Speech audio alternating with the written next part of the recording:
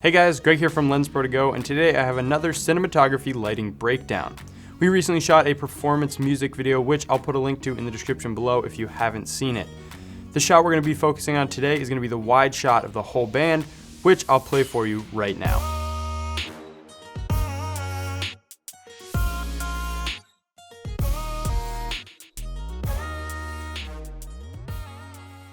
Before I start talking about the lights, here are some of the camera settings. We shot on the Arri Alexa Mini in 4K. White balance was 4300 Kelvin because we wanted a warmer look and we were using lower level tungsten-like practicals. ISO was set to 800. We were at a T1.5 on the Sigma Cine Prime 35mm, and we were using the internal 0.6 ND. Here is a 3D render of the setup, and I'll be jumping back to this to help you visualize exactly where the lights are being placed, but then I'll be showing you the actual shot so you can see what each light is doing. This being a studio shoot, we had full control of the lighting.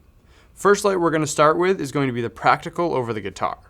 We played around with the height of this one to lose as much of the reflection on the guitar body as possible. Quick side note, all of these practicals that we're putting in are LEDs designed like vintage bulbs, and they're all hooked up to dimmers so we could dial them in.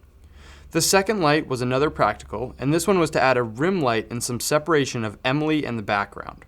It is also the light we're going to use later to motivate off of. With the placement of these practical lights, we wanted to make them a little bit interesting, so we played around with varying heights and distances from the camera. The third practical was placed strategically behind both of the singers to again separate from such a dark background by giving them a rim light on their hair, and it's also part of this leading line we create with the last practical.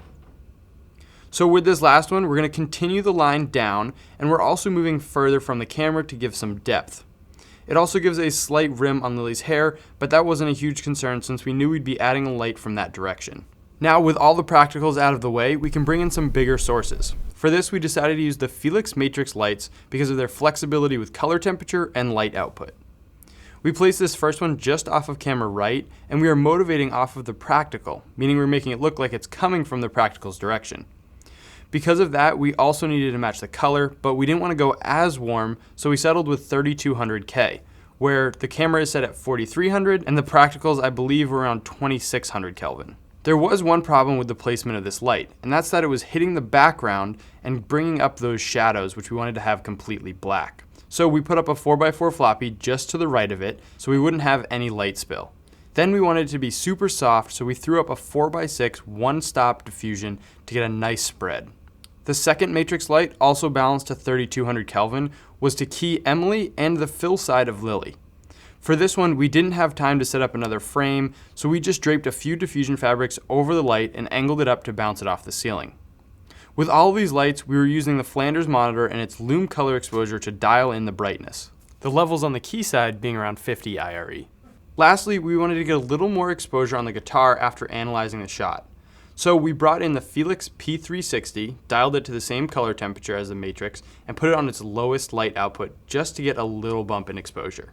And that's pretty much it. If you enjoyed this video, don't forget to give it a like and subscribe. We have more breakdowns from this shoot on the way.